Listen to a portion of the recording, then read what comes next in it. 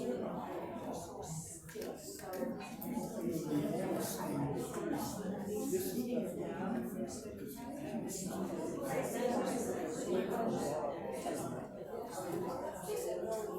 1902 to 1905, most likely.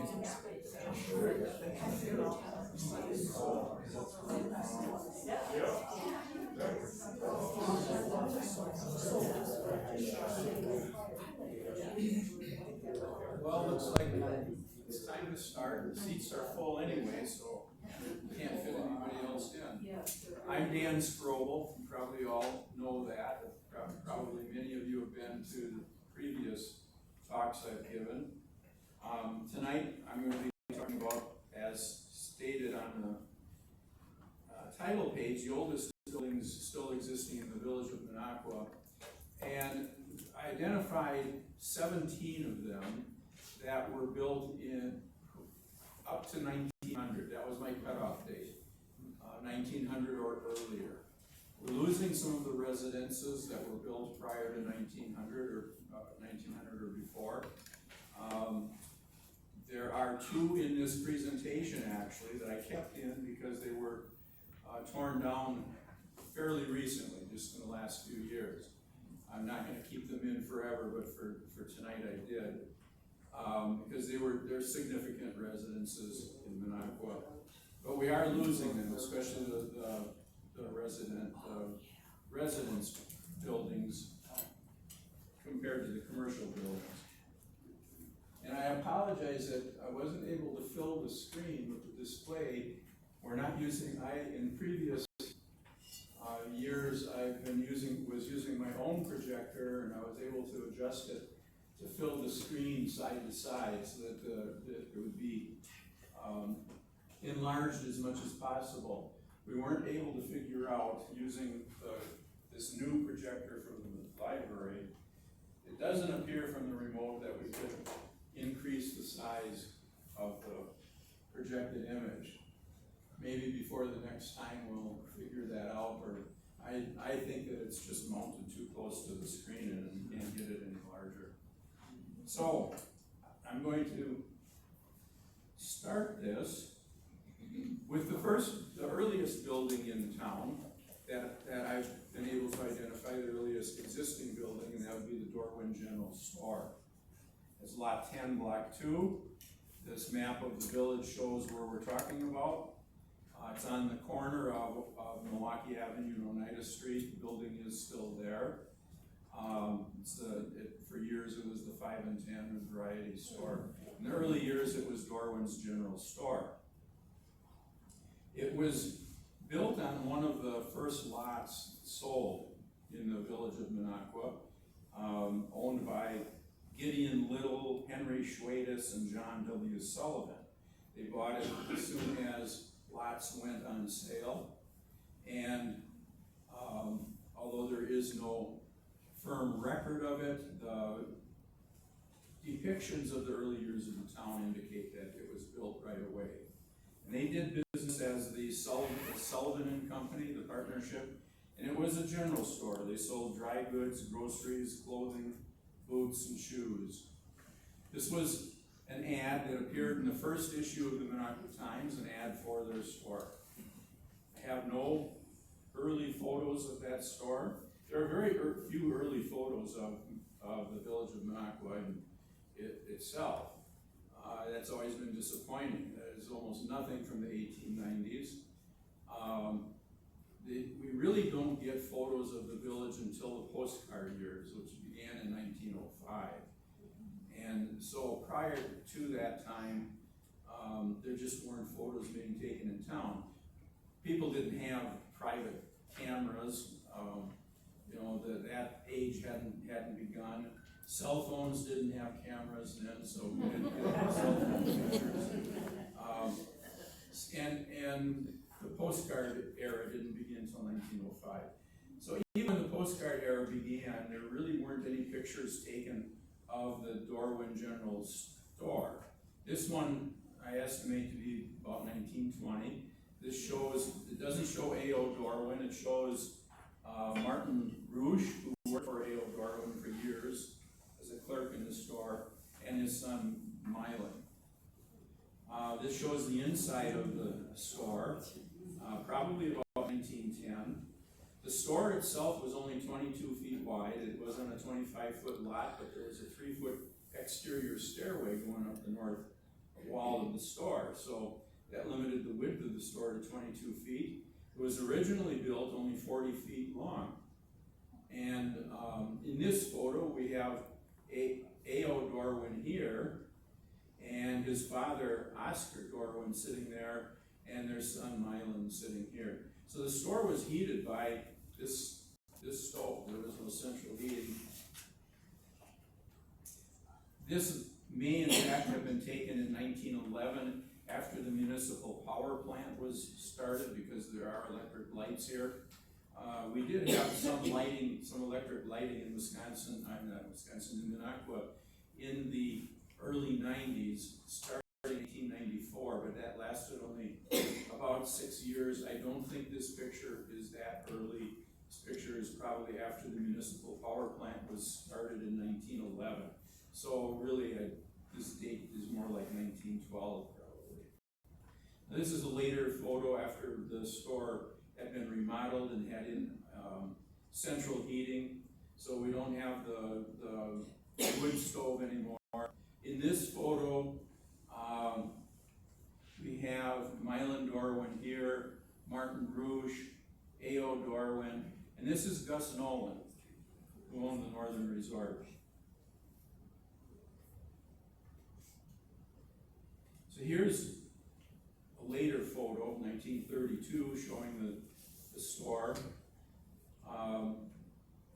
This, of course, is after the fire. We've got brick buildings, and there were 4 frame buildings remaining on this end of the block after the fire of 1912. But O'Leary owned this building. His hardware store was in it, and he rebuilt this building in 1929. He tore down the old one and built a new. And at that time, at the time of this photo, beginning in 1925, the A&P grocery store was in the building. This building was moved in 1938, moved over on West Milwaukee Avenue, and a new building built there. You'll be seeing photos of it here. This is the new building. A&P around 1940 is still in that location. So this new brick building was built in 38, and then in 39, the A.O. Dorwin General Store, which is still inside this building, it was faced with brick and built to match, the front was built to match the store next door that Dorwin also owned, and it was built the year before. So the original frame building is inside this yet. The building, like I said, originally, when it was built, extended only 40 feet back. That went back to here.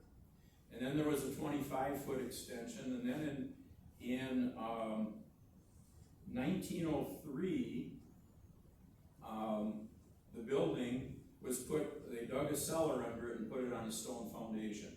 None of the commercial buildings and residences in town prior to about 1900 were built on any stone foundations. Everything was built on what you would call a stringer or a beam, either logs themselves or a big squared off beam that was cut at a sawmill and was laid on the ground, and the building was built on top of that. That's how all of them were, including this store, which was put on the foundation in 1903.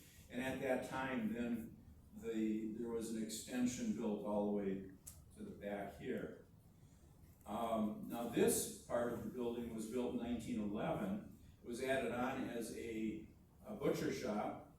Initially, and Theodore Maidenwald was the butcher, and he initially worked for A.O. Dorwin, and then but beginning in 1917, he took over the butcher shop himself as his own business instead of working for Dorwin, and then he continued with that being his own business. And here's a current photo of that corner.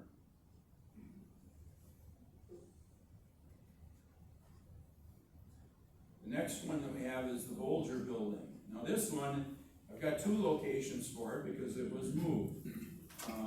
This has appeared in previous talks. So the first location for it was here on Front Street across from the current location of the parking lot for the Minocqua post office. So it was on this corner, and it looked like this. This is a picture of it on that corner. One of the very early photos that we have in Minocqua.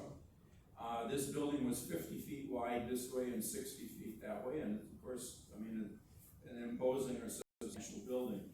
It was built by Sherman Bardwell. He never lived in Minocqua. He never had a business in Minocqua, but he was a real estate investor from Plainfield, Wisconsin. And he bought the lots 1 and 2 and built this building right away.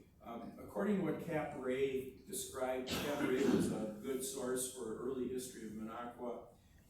According to his stories that he told, and he wrote some articles for the Lakeland Times in the 40s.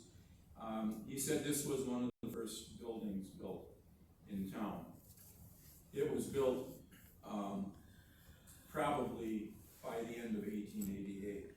Minocqua, the railroad was completed onto the island of Minocqua in December of 1887. That is, the steel rails were built onto the island. The bridge across the lake was not completed to the point that it would support a locomotive. So locomotives didn't start running into town until mid-January probably. And they regularly scheduled ones started about January 24th. So that's the timing that we're talking about. The village started basically in January of 1888. And so by the end of 88, this building was probably built.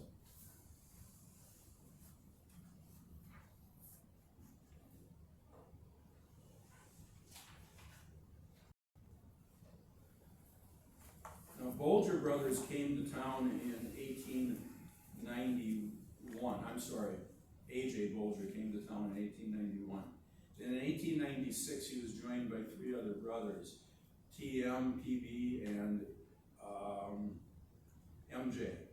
And they bought the store business that was being run, the general store that was being run in this building in February of 96.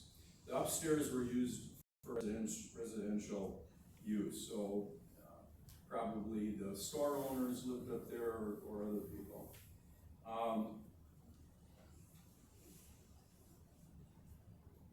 This building then was purchased by the Bolger Brothers in June of 1901, so they were just leasing it prior to then.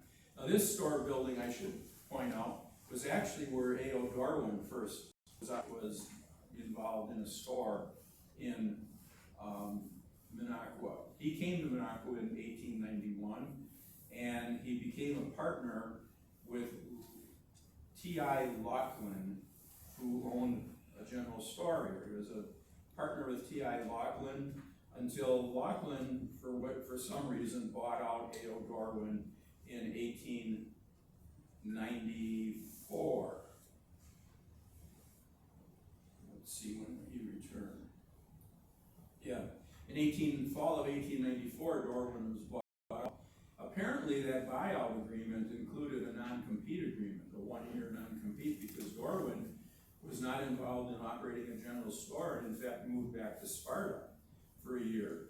And Darwin then returned exactly a year after he had been a partner, after he sold his partnership interest in this store, and then he bought a partnership interest in the one that we were looking at before, that later became the Darwin store. And then Darwin became sole owner of that operation in 1896. Or 1896, he bought the real estate and was still a half partner. In 1897, he became the full owner of the store business, and so he owned it for the rest of his life from 1897 on. I didn't point that out when we were looking at that store. So on this one, after Bolger's owned this store, they decided, and at the time that they built their new store, they were still tenants in this building. They decided to build their own store building. So, well, I'm sorry, I'm jumping ahead too much. Let's cover the moving of that store. So after they bought that store building, they decided to move that building to this corner. And probably the reason they did is that when they moved it in 1904, they had already built their own general store building here. And after building the general store here, they moved their general store operation to their new building. And this building they retained control over, and in fact then bought the building. But I think they did that to prevent anybody else from opening a general store in that building, because it was a great location for one, and so they wanted to control their competition, and so they kept ownership of that building. And in 1904, after 4 years after having moved their general store over to Oneida Street, they decided to move this building over here, so it would be just a couple doors down from their general store, their grocery store. So in 1904, they moved that building from Front Street to this location. We're looking at Oneida Street here, and at the intersection with Milwaukee Avenue. So this is the first block down from Front Street on the west side, on the east side of 51 or Oneida Street. At that time in 1904, there was a livery stable here. Now, that livery stable was there for only 8 years. It was moved to this location in 1896. Prior to 1896, Doyle and McGonagall's livery stable was located 1 block east on the corner where the Lakeland Times office is now. And then in 1896, Doyle and McGonagall moved their livery stable building. This building was moved to this corner. So now in 1904, the Bolger brothers purchased this livery stable and decided they wanted to move it across the street, across the avenue to the opposite corner. So they did that. The buildings got moved around a lot. I'm amazed. And they weren't just small buildings, because the one that we were talking about, the 50 by 62 story building, was moved. That's what we're going to see. So this livery stable was moved across the street in the summer of 1904, and then in September of 1904, this 2-story building that had been over on Front Street across from the post office was moved to this corner. And then they rebuilt the 8-foot porch in front of it. In the process of moving it over here, they also rotated the building by 180 degrees, because this front now faces west. In the previous location, this front of the building faced east. And they placed this building, interestingly, 8 feet back from the sidewalk, just like they built this is their general store. We're going to be looking at that later on, because I'm taking these in order, and this one was built in 1900. So it'll actually be the last building that we look at in this series. This one is one of the earliest buildings. So that's why we're talking about it now. But both of these buildings, the store building and the building that they moved, were set 8 feet back from the sidewalk. And then they enclosed, by 1924, when this picture was taken, they enclosed that porch, so it had screens on it. T.M. Bolger and his family lived on the 2nd floor of that building. As soon as they moved it over there, Thomas M. Bolger, his family lived on the 2nd floor. And they did for the rest of his life. His name is Thomas Murtaugh, or was Thomas Murtaugh, T. Murtaugh. So that's where the name of the bar that's now in that building comes from. Here's a photo of the building that shows the south side of it, and the porch. During a parade, about 1928, this is Charles Flyer from Lac de Flambeau. This is the Island City Band playing. The Indians from Lac de Flambeau there was a lot of socialization and financial connection between the two places back then. And the Indians partook in our 4th of July parades, and so it's different from what you might see now. Charles Head Flyer, by the way, was 7 feet tall.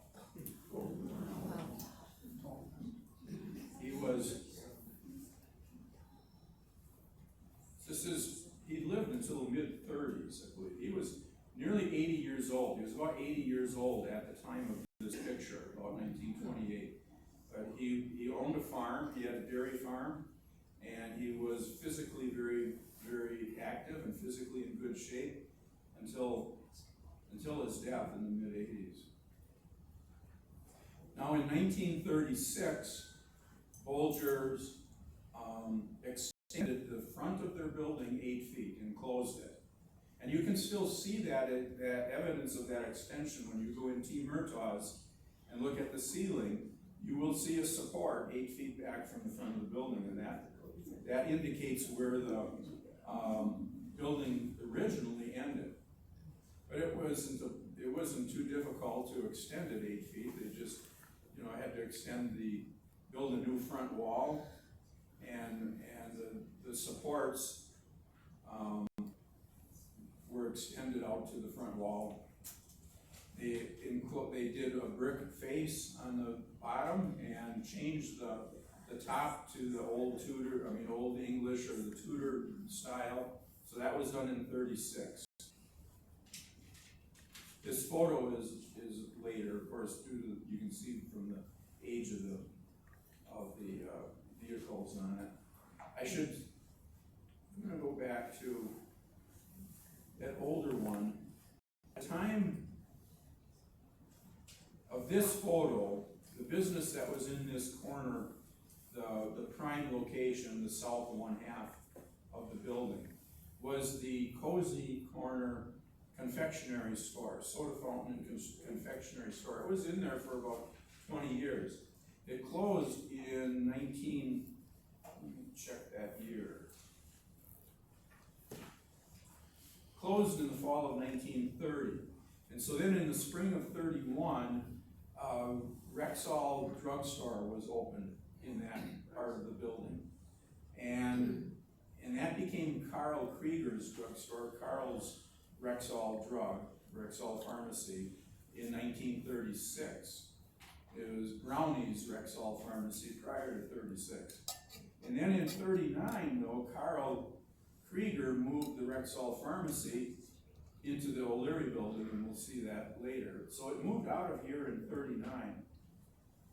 And then starting in 39, or beginning in 39, there has always been a bar in the south half of the Bolger building.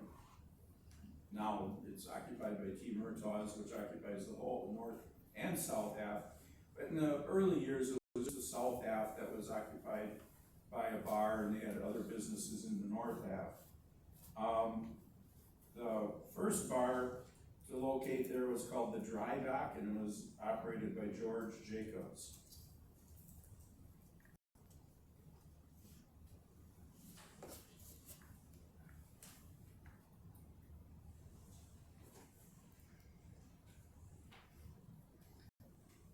Here we've got a 1971 photo of it. I think maybe it looks like there are awnings there. This part at the back was added in 1941, and that's when the Minocqua post office was back there. It moved to that location beginning in 1941. And I believe it remained in that location until the new building was, the current post office building was built in the early 70s. And there's a more recent photo of it. I don't think that they made it look better. It sure did look a whole lot better than 88. It looks pretty dreary in this picture. So here's one that everybody's familiar with, the Belle Isle, or the landmark. It originally was called the Minocqua House. And this one, we don't have to estimate when it was first built. It was documented, not in a Minocqua paper, because its construction preceded the publication of the Minocqua Times, but its construction was noted in a Wausau paper. And in my research prior to doing my book, I had gone through all newspapers in Wausau, Merrill, and Rhinelander prior to 1891, looking for information that they may have had about what was going on in Minocqua. And they did note the construction of the Minocqua House on this corner. So here's Oneida Street in front and right kitty corner from the depot. It was a prime location. So, and prior to this construction in May of 1889, there had been a small bar on this corner. But this was built in May of 1889. In June, they just built the north half of the current building that's on that site. And it didn't extend as far back as it does now. And it was called the Minocqua, or the Minocqua House. There aren't any good pictures of it. This is really the only photo that shows it. I'm sure this picture was taken while just the north half existed. If the photo had been shifted over a little more to the right, we could have confirmed that, but I have no doubt that just the north half of the building exists at the time of this photo. Then in 1893, the owners, Selleck and Rogers at that time, added the south half of the building. Now when the Minocqua House was opened in 1889, it was the 6th hotel in Minocqua. The other hotels were, we had the Lakeside House on that corner, the Lakeview House here on the lake by Frank Reamer. That was Pat Madden up there. Then we had the Briggs House here, and the European House here, and the Union House here. And then that was added. So those were the 6 hotels in Minocqua in 1889. In 1904, they built a porch on it, and by this time they had extended it. They extended it to the rear, because at the original pictures, we had the window up here, and then there were 6 windows. So the back of it was here, and then they added on. And again, at the time this picture was taken in 1908, although you can't see it at all, but this south half extended back only 28 feet. It had 25, after the south half was added in 1893, it had 25 sleeping rooms. Oh, and interestingly, in 1896, a private sewer line was laid from this hotel, and it went east down Front Street to the swamp that is at the east end of Front Street. And the east end of Front Street, as we know now, didn't even exist because that area was so low and swampy. But that's where their sewer line for this hotel ran. In 1929, the Cook brothers, Charles and Alvin Cook, bought the property from the Bolger brothers, and they renamed the business on the first floor, the restaurant and bar, was nominally a soft drink bar. They renamed it the Belle Isle. So this picture is about 31, not too long after the Cook brothers took over. Here's the Union House Hotel right here. It'd be nice if that would be our oldest building in town, if it still existed, because this Union House Hotel, first it was constructed on the railroad depot grounds on the north side of the railroad tracks. right away after the train tracks were laid to Minocqua, onto the island in December of '87, then the Union House was built by P.J. O'Malley on the north side of the tracks. And it wasn't until 1891 that he moved this building, again a rather imposing two-story building, moved it from the north side of the tracks to his lots right behind the Minocqua House. And that was called the Union House. In 1936, that area of the south half of the building was extended back beyond the 28 feet initially that was built, and it was bowling alleys. So bowling in the late 30s and 40s and into the 50s was a big activity in Minocqua and Woodruff. And so in 36, the Belle Isle built bowling alleys. Then it was in 35 that the appearance of the building was changed to this, to look like the Tudor or Old English. So there was some brick on the first floor and then the Tudor style of, that was the first building. This was the first building that adopted that style. And it was followed a year later by the Bolger building that we looked at. It really didn't catch on around town, and it's probably good because it really didn't make sense for the North Woods. It's interesting. Let's watch from 1940. That's how the building looked. 1988, 48 years later, that's how the building looked. Really, no difference. And then 2025, another 37 years later, it still looks the same. There is no significant change in the exterior of that building between 1940 and 2025.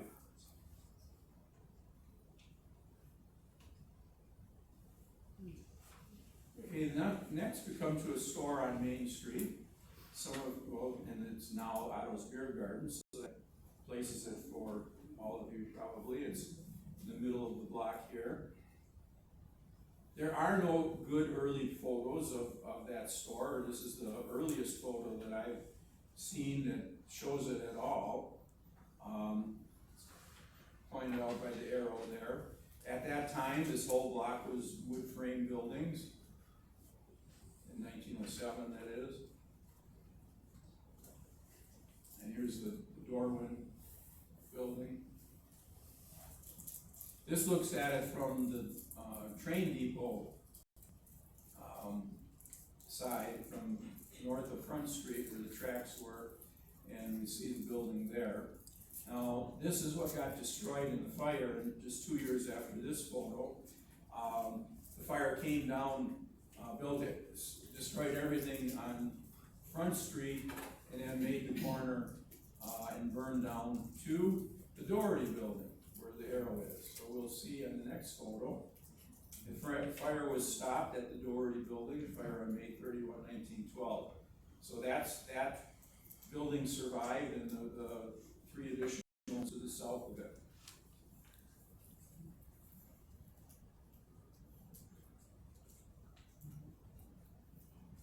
The Doherty store was a dry goods store and sold touristy things, but it was also an Indian trading center. Mrs. Doherty sold a lot of Indian goods, Indian handmade goods from Lakeland. And she would in fact have, during the day in the summer, have Indians working on things in the store.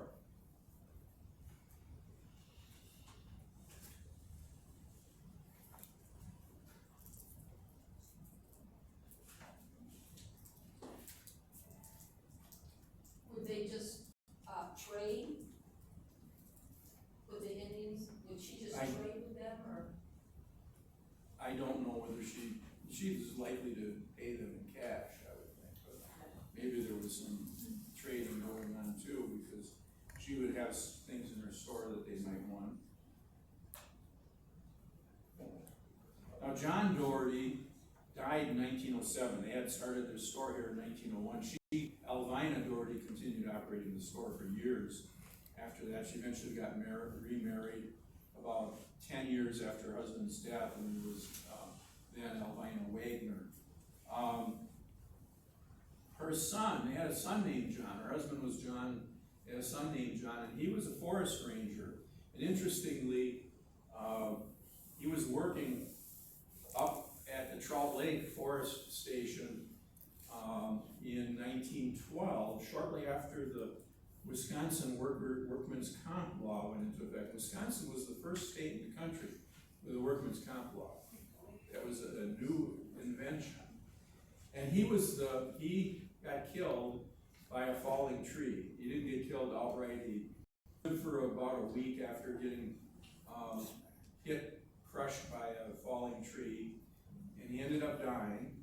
And his mother was deemed to have been a dependent of his, and she ended up being the first person to collect in Wisconsin under the Workers' Comp Law.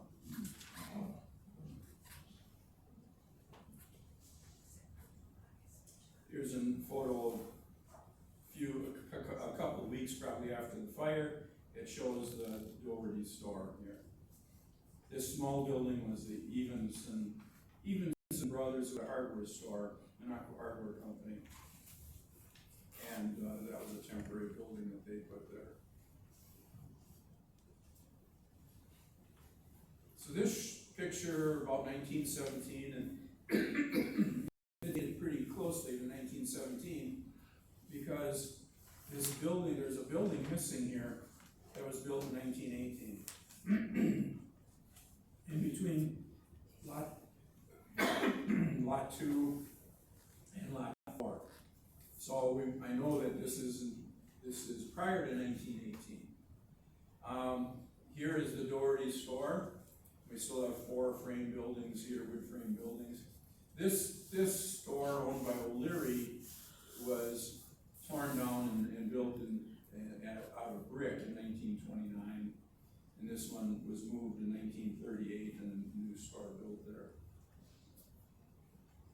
This picture is taken during the outdoor exposition in Midsummer Festival.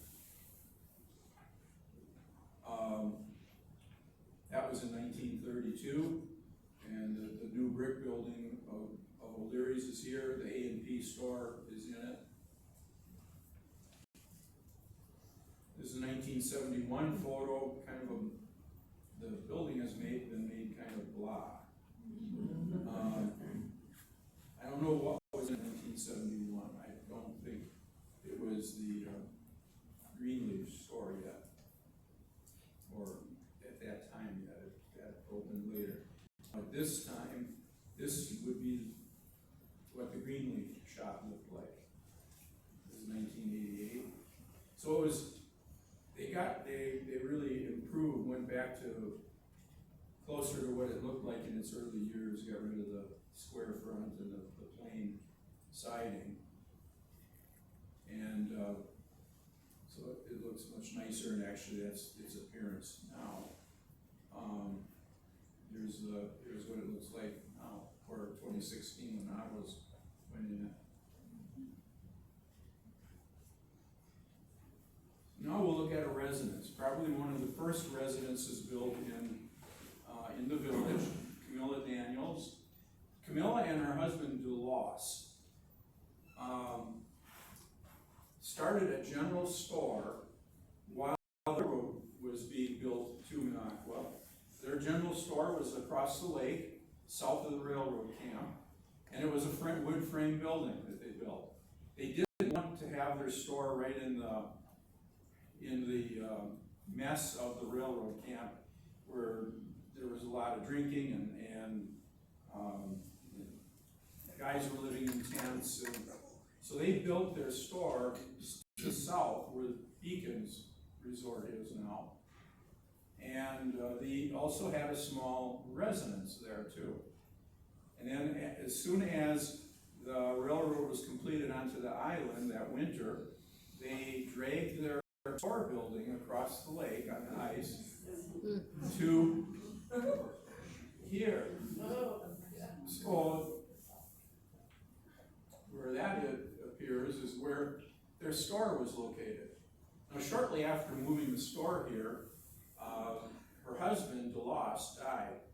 But she continued operating the store, and she, in fact, her store became the first post office in Minocqua, and she was the first postmaster. Now, initially, she and her husband were traveling back and forth between their store here, going across the lake to their residence on the West Shore. They didn't move their residence building here, and the thought that they had, as Cap Ray related, is they knew that all that land on the west shore of the lake was part of the water reserve lands, and that it would be coming on market in not too long. And they were hoping that having their residence there would enable them to make a claim on the land. As it turned out, though, the rule for the water reserve lands was that if you were claiming as a settler on the land, you could not be settled on the land prior to December 10, 1890, when the lands went up for settlement and for filing claims. So that didn't work out for them. And they undoubtedly got tired of making that trip across the lake between their house and their store. So that's why they were one of the early ones to build their residence here on the corner of Chicago Avenue and Oneida. There's a gas station there now. That was where they built their residence, I would guess, right away in 1888. By the end of 1888, they had built a residence there, so that they were they had just a short walk between the residence and their store. There are no early photos that show their residence. This is the earliest photo I've come up with that shows it even in part. So this is their Camilla Daniels residence on that corner, probably about 1948 during a 4th of July parade, or this could be a Memorial Day parade too.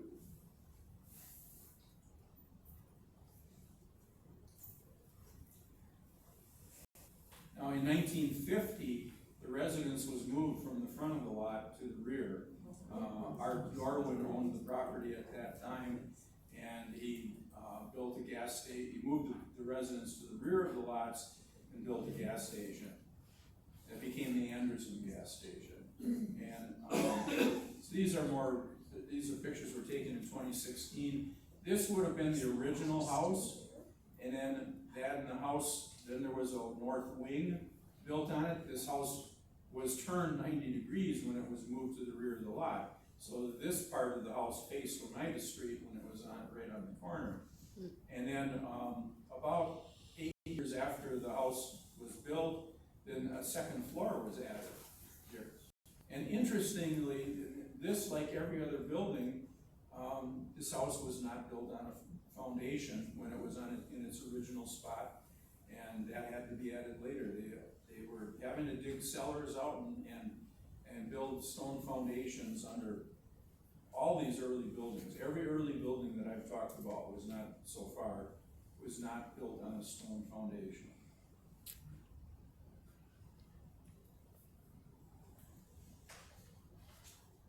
Well, Camilla Daniels closed her store in 1902 and left town, so she sold this.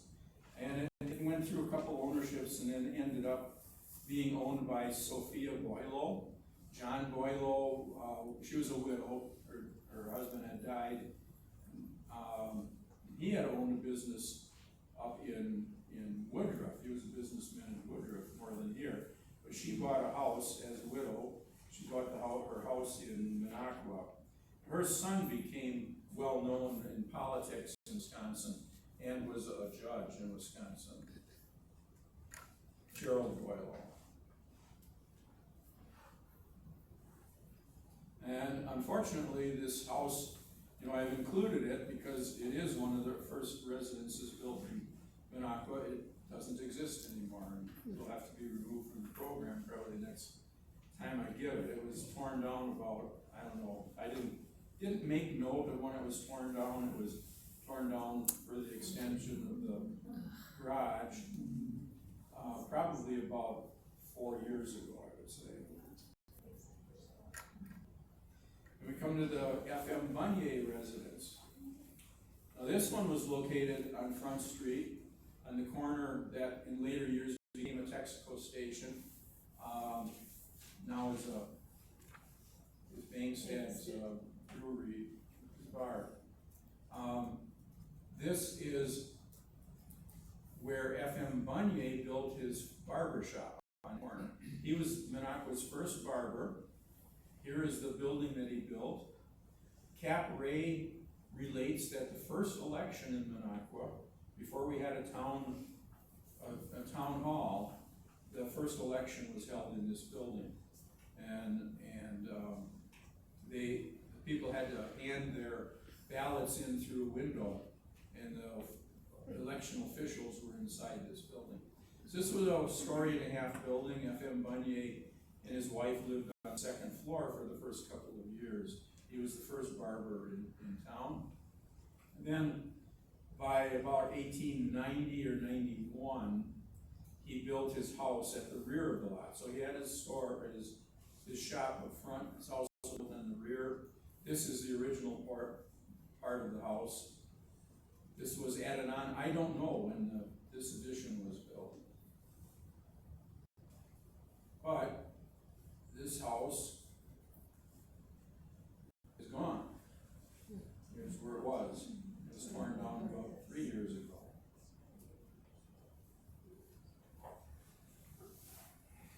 Marcus Doyle residence. This one is right across the street from the museum on this corner. You recognize that?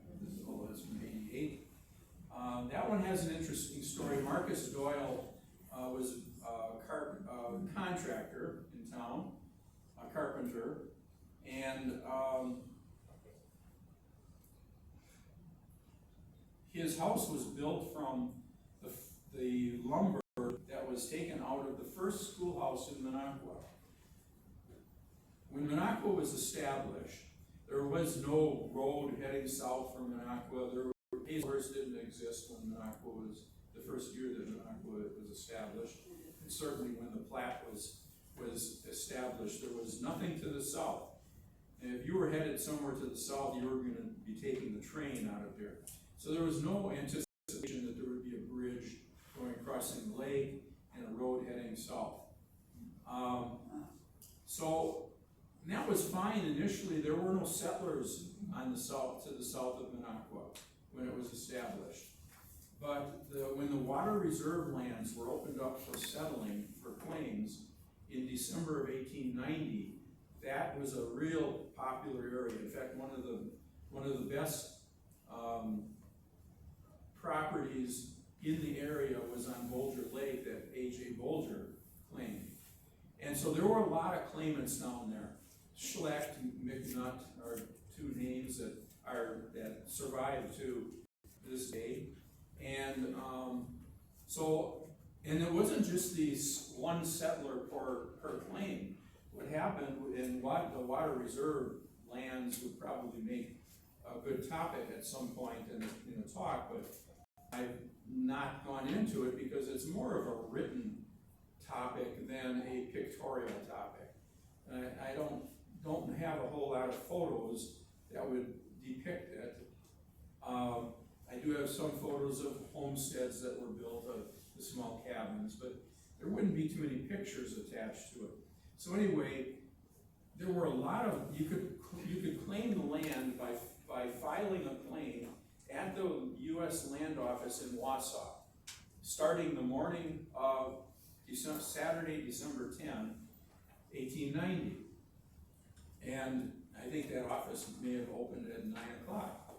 And so then you'd file your claim. But there was also a theory that you could establish your claim by settling on the land starting December 10 of 1890. And so a lot of people did that rather than going down to Wausau to file a claim. And they figured they're gonna beat the filers because they settled on it at 1 minute after midnight on December 10. And so they would be there before the filers. And there were a lot of disputes between filers and claimants, and so there were some, for example, the Bolger property had, Bolger was a filer, and there were 3 or 4 settlers on his land. And that was typical for all the better claims around here, that there was a filer and several settlers somehow battling it out. And it, you'd think that there was probably people getting killed in gunplay. There reportedly was nothing like that, and the claimants usually worked things out among themselves about who was going to get it. There were disputes that had to be decided by the land office. So there were all these people settled south of Lake Minocqua, and not just one per claim. It was typically 3 people or families per claim. And so that was December of 1890. So then when the fall of 1891 came around, we would have all these children south of the lake that need to go to school. And we don't have a bridge over the lake. After all these settlers started in the were established down there, the town of Minocqua did start running a ferry across the lake in the spring of 1891. Spring of 1891, so that there was a way for all those people to get into town. And Marcus Doyle was in fact the person operating the ferry for the town. And then also in the fall of 1891, we had these kids down there, and the town decided to build a rural schoolhouse 2 miles south. It was located along what is now Highway 51, and Carrie Gorwin, who was a teacher there, she was Carolyn O'Leary, was her last name, her maiden name. She was a teacher there, and in her later years she described that it was located about where the road turns off of 51 to go to the town dump. Now when she was relating that, the town dump still existed. Now that's been closed down there, and that's the roadway that goes into the zip line business. So right about there where the zip line road or roadway turns off of 51 is where the first Minocqua rural schoolhouse was located. Well, so that was needed for the term of 91, 92, and 92, 93, but in the winter of 92, 93, a bridge was built. The first bridge across Lake Minocqua was built. And that was completed by the spring of 93. So after that, it was much easier for school children to get onto the island and go to school here. So they discontinued that school. And the town hired Marcus Doyle to tear down the schoolhouse. This is a long story to talk about the construction of this house. No wonder my talks take too long. So he used the lumber, he was free to have the lumber. He used the lumber to build this house. And it was his house at the time. So that was built in 1894. Now, the fire that destroyed Minocqua began in the lakeside house immediately behind his house. At this time, it was no longer owned by Marcus Doyle. He sold it in 1906 to John and Mary Mann. John Mann, his wife, owned the Manitowoc Lodge, which in 1915 was purchased by Cardinal and became Cardinal's Lodge. So anyway, at this time, this is the Mann residence, and it did not get damaged by the fire. There was like a west-southwest wind at the time of the fire that blew it this way. So that's the Mann residence, and here is the Gorwin residence, which of course is where the museum is now. It's Gorwin Park. So it must have been ironic for Mrs. Gorwin, who was the teacher. A.O. Gorwin married Carrie O'Leary when she was a teacher at that school south of town. So she lived in this house right across the street from this house that was built from the lumber from the school that she taught in. So this is a current photo of that house. It's been kept up really well. Dan Scrobell residence. Now that one is here on the corner across the street from the Lakeland Times office. So there's Oneida Street, Milwaukee Avenue, Chippewa. This is what it looks like. This is the original part of the residence. Dan Scrobell was the blacksmith in town. In the spring of 1895, he built his blacksmith shop on the south end of his property here. And then in the summer of 1895, he built his residence here.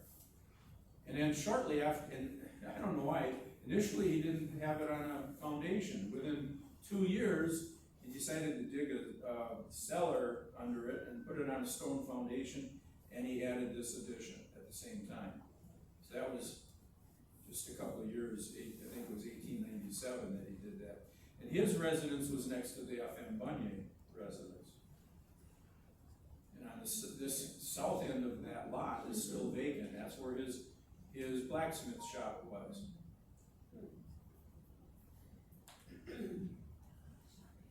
And it still is vacant. Here's a current photo of that yard. The Charles Smack residence. Now we'll shift over to another part of the town, here along the lake. Charles Smack residence was on lot 14, block 9. And he built that in let me check, I think it was 1895. Yes. 1895, the summer of 1895, he built the residence. We do have a fairly early photo of this one. Kind of coincidentally, there's a photo taken on the dock in front of what would later become the Sackies. But that would be 20 years from when this picture was taken. And it shows the Charles Smack residence here and the Catholic Church. Charles Smack also owned a farm up on Johnson Lake. So he maybe didn't have a winter residence or one that he wanted to live in town, and he built in Minocqua rather than in Woodruff. In 1895, though, that would have been understandable. Woodruff wasn't much of a town yet in 1895. So he built here, and this is what it looked like in 1994, and currently. So it's still being used, still being kept up.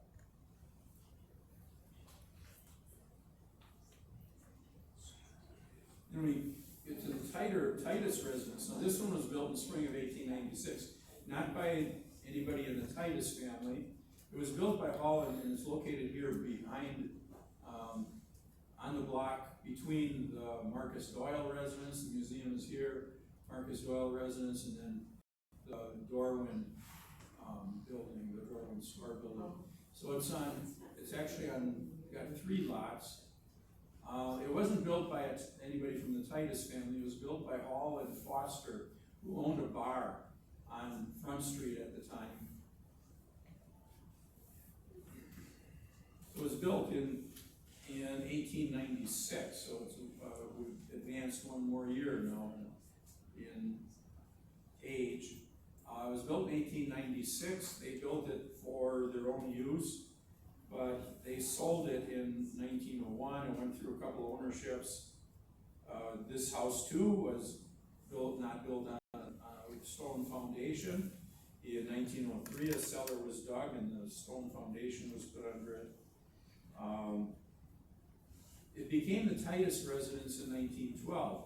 I've mentioned that the town had a municipal light and power plant.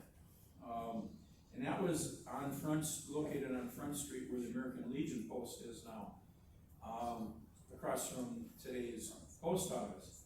And Sarah Titus lived in the house next door to the power plant. And she complained about the fumes and the noise coming from that, and it probably was a valid complaint. She ended up, because the town wasn't doing anything to satisfy her, she ended up suing the town for property nuisance. And the case was settled by the town buying her residence, and then she used the money to purchase this residence on Milwaukee Avenue. And then this residence was in the Titus family for many years after that. She bought it in 1912. In 1933, she deeded it to her son Dominic Titus. And Dominic Titus was the town clerk in Minocqua for many, many years. And Dominic Titus was the father of Tuffy Titus and Edward Titus that some of you may have known personally.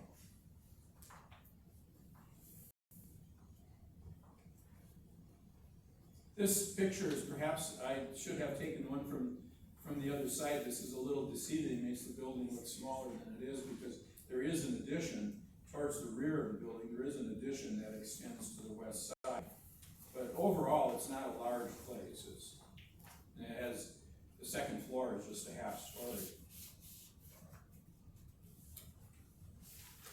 And we come to the Charles and Ivy Carmen residence. So initially it was the Jewel Josart residence, one of the Josart brothers. Jewel Josart actually was the brother of David Josart, whose house was here, and who started what eventually became the Zackies. David Josart started Josart's boat livery here, and that would eventually become the Zackies. So he lived there on the corner. So his brother was Jewel Josart, and that house was located here. There are no early photos of it other than this area, what I could find on this aerial photo taken in 28. Here's the residence on Park Avenue. And there it is, just 10 years ago. Now this was built in 1897, and in 1918, it was sold to Charles and Ivy Carmen. This wing was built quite early. It was built in 1896. Let me check that. I'm sorry, 1906. So this was the main residence, or initial residence, built in 1897. In 1906, this wing extending to the west was added to the property. So the whole, even that addition is quite old. Charles and Ivy Carmen were in Minocqua for many years. Charles Carmen worked for the railroad, was a conductor on the train in Minocqua, and retired as an employee. Ivy Carmen was active in town socially. She and Mrs. Farpy started a book club in Minocqua in the late 1900s. I'm sorry, 1909. 19-aughts.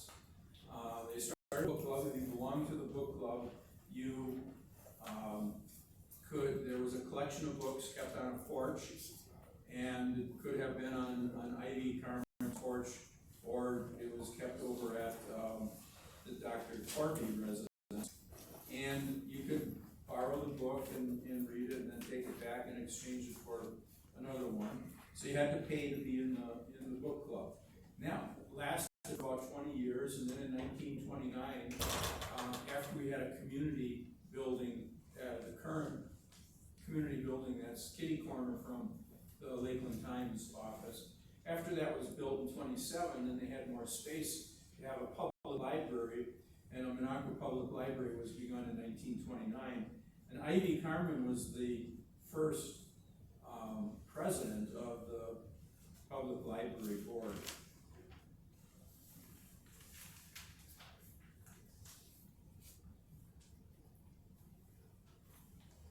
When we come to combination residence and later commercial property, it built in 1898. This one's on lots 3, 4, and 5 of Block 9. This is the earliest photo of it. It was built in 1898 by the Catholic priest. It was his personal residence. It was not owned by the local church. It was the Catholic priest's personal residence, and when it was built, it was probably the largest residence in Minocqua. He lived there for only 2 years, left in a kind of in a very quiet manner, because the circumstances seem to be rather mysterious. Most depictions, most descriptions of it state that he had a nervous breakdown and left town. And so then Sister Margaret Walsh, which Margaret is misspelled there in the ad, she bought the building in the fall of 1900, and then in the spring and April of 1901 opened a hotel, a hospital, called the St. Augustine Hospital. It was a private hospital. That's actually Sister Margaret and her hospital was the topic of the first talk that I gave here at the library 2 years ago. And it's a real interesting topic. I may in fact repeat it next year because it's an interesting talk. So here's their 1906 ad. She hired physicians. At this time she had a Dr. Warden was her physician, a resident physician. She started off on very good terms with, like Dr. Torpy was here. And Dr. Torpy began sending patients to her, but that didn't last very long. She would antagonize people. She fought with people all the time. She had a real difficult personality, it's obvious. And that's would come out more when we cover that subject in a future talk about her and about the hospital. So she had Dr. Warden at this time. She went through physicians fairly frequently. They couldn't stay with her. This is a different physician standing in front of the building, probably 1908. This picture is about 1912. And in the background here is the P.B. Bolger residence. So that residence stood in what later would be the parking lot for the Bolger funeral home. It was on that corner. And it's a big residence because P.B. Bolger and his wife had 12 children.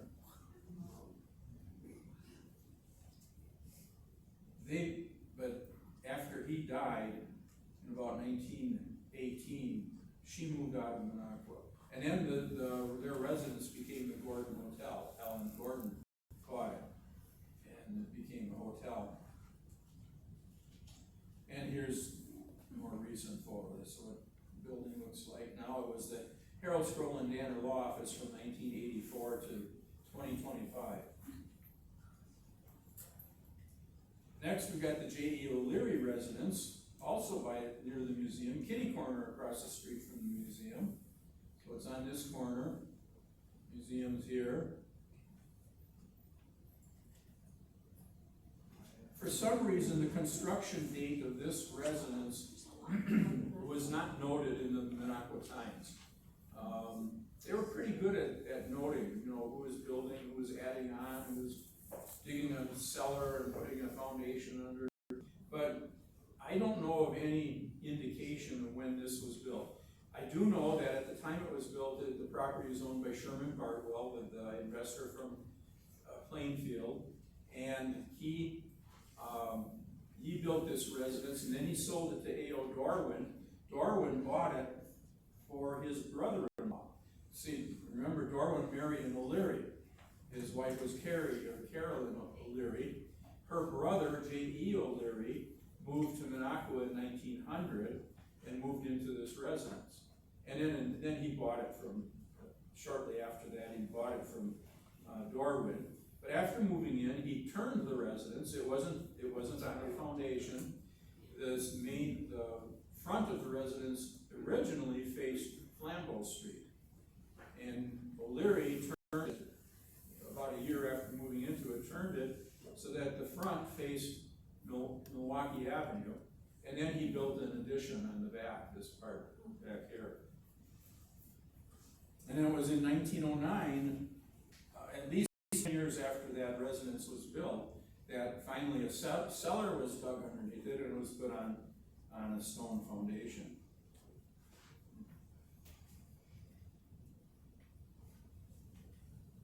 March of 1900. We're getting close to my cutoff date. Herman Mullane bought, or rather built his residence in March of 1900. It's across the street from the Heritage House, almost directly across the street. This is the residence. His brother Albert had a residence that looked much the same on the adjacent lot where Island Cafe is now. So this was built in March of 1900. It went through a series of ownerships until Sidney and Minnie Bailey's bought it in 1927. Bailey's owned Minocqua Plumbing and Heating, and he operated his business out of here.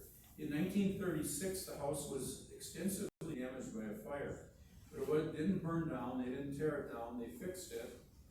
And I think it was probably in the process of redoing the interior of that residence that they maybe built this shop at the front of the residence, because that was built in the 30s, and I'm guessing it was built after or during the process of rebuilding the house.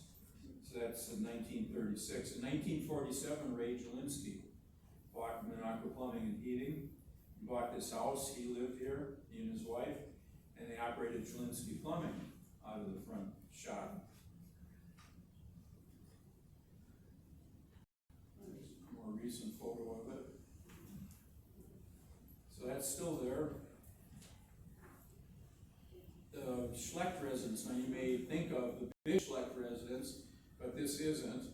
This is next door to the big Schlecht residence. It's here in lot 1, block 13. But it's a smaller residence. It was built first. It was built in 1900 by C.W. Rose. He sold to William Schlecht in 1901. And then in 1902, William Schlecht married Ruth Klein. And the two of them lived in this residence until, here's a more photo of it. It's really overgrown in the front. I didn't take one recently. I don't know if they've cleared those out. It's really overgrown, but here's the big residence. This was built in 1906, and that's where William and Ruth Schlecht moved into after that was built. The Ben Stobin Carpentry Shop, also 1900. And that's next to the Ben Stobin residence, and it was next to the Ben Stobin blacksmith shop when it was built. Here it is. And there's Spain's that's no longer there. So this, Ben Stobin got into woodworking, and so he built a separate shop for woodworking. It was right next door, and his blacksmith shop was on this lot.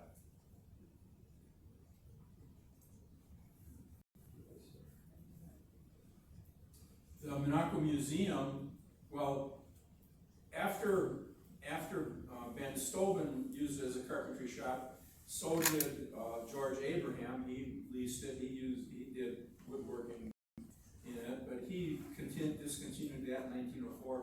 There was no indication of any use of that building until 1934 when Joe Crow moved his jewelry shop into it. And Joe Crow was in there until the 50s, I believe. And then in 1987 and 88, the summers of 87 and 88, the Minocqua Museum operated its sampler museum in this building. And I couldn't find a photo. I thought I had some photos taken, in fact, even with Helen standing in front of the shop, Helen Brummel, but I couldn't find them. I've got to add that at some point. Last one. This is the Bolger Brothers General Store, built in 1900. It's the first brick building in town. So it's in this picture, taken about 1902. It's this building, built in 1900. They immediately moved their general store into that from the location across from the post office on Front Street.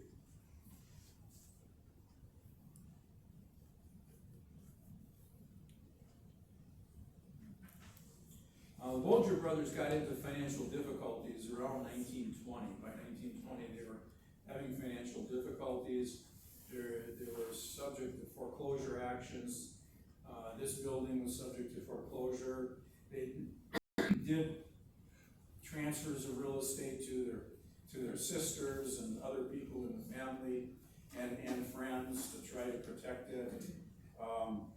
And then finally in 1925, they leased the store because they were no longer operating. They leased the store to A&P. This was the first location of the A&P grocery store that opened in the summer of 1925. But then in the fall of 1925, J.E. O'Leary bought this store, and he moved the A&P store across the street to his building where I previously showed the A&P store. That was owned by J.E. O'Leary, that building, and so he moved the grocery store over to his other building, and then he fixed the interior of this one up and occupied it as his hardware store. And then in 1935, he decided to rebuild entirely, and there was a vacant lot to the north of the Bolger store, and a vacant lot to the south of it. But O'Leary owned the store and that vacant lot to the north, and so he built a new building to the north, and right here, and extended the front of the original Bolger store 8 feet out to the sidewalk. So it looked like this. So the original Bolger store building is inside this building, but because they didn't tear it down, they just built around it, extended the front of it 8 feet to the sidewalk, and the original store building was 30 feet. So this new building is divided 30 feet and 22 feet. It may cover 52 feet. So the original store building straddled 3 lots. It was on lot 13, but it crossed over onto lot 14 a little bit, crossed about 5 feet onto lot 12, because at the time the building was built, the Bolger brothers owned all 3 of those lots. I don't know why they built it in the middle like that. You know, it seems like they should have built it right down to their north line and built 30 feet across, leaving the rest of their 3 lots all intact in one piece. But they didn't do that. So anyway, this was the O'Leary building. After he rebuilt that, he had his hardware store in the south half, the larger half, and a furniture store in the north half. So that was what was going on at the time of this picture in 37. And here you can see this 37 photo, about 37, the Carl's Rexall trucks in the south half of the Bolger building. 1971 photo, Hanson's Hardware, which started out in Manitowoc Waters, opened its first Minocqua store in this location where O'Leary was.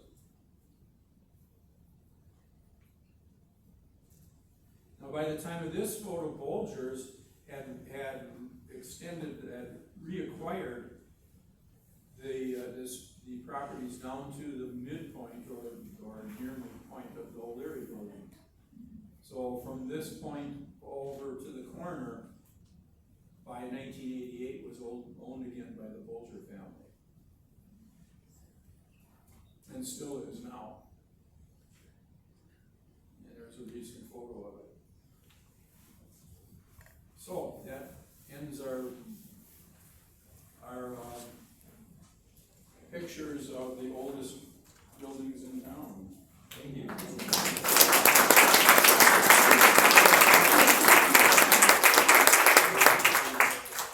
Any questions? Yes. Can they put the stone foundations in over the crawl space type, or did they make full? I think they made full basements.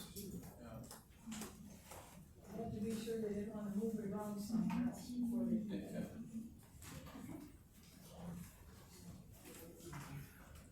Yes. When was the Masonic Temple built? When? 1927. You see, it's a many old pictures all by itself. Yeah. In fact, When the big fire took place, and all the buildings are wood, how come, in spite of the way the wind was blowing, how did they save any of the buildings? Did they even? well, I don't know how they saved the buildings on down Oneida Street to the end of Block 2, where the store would have been burned too. I don't know how they managed to do that.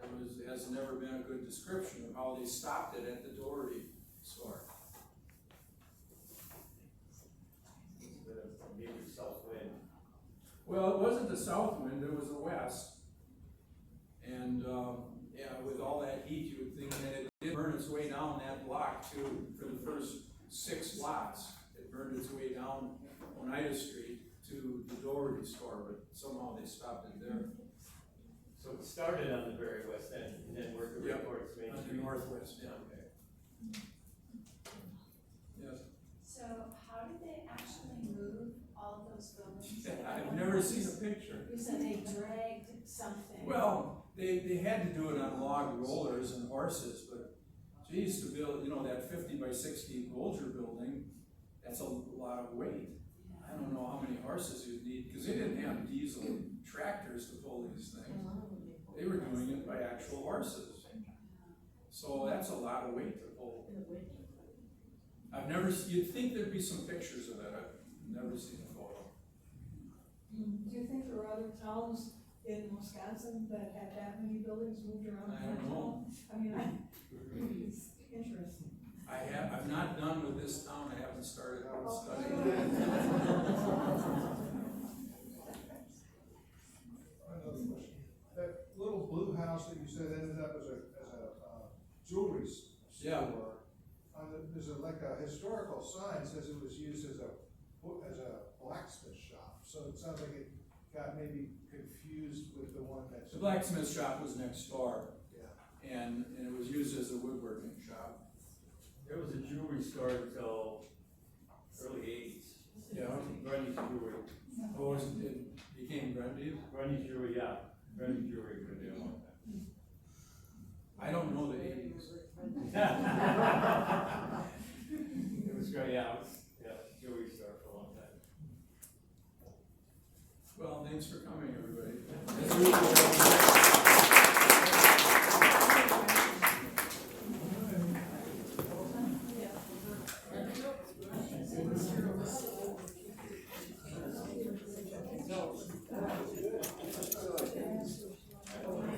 Did you tape this? Yes. Because I have a friend who has some property in Wausau. She would love to see this. So how does she? Well, it's going to be, I'm taping it for the Minocqua Museum. And so we're going to have hopefully a YouTube page where it'll upload to it. So, Is that something in the future? Or we don't I know mean, I'm hoping in the next couple of weeks we can do it, okay. if not sooner. Very good. So this is our first attempt at it, She but actually owned her mom was in the trust, and so she actually owned a couple of those homes.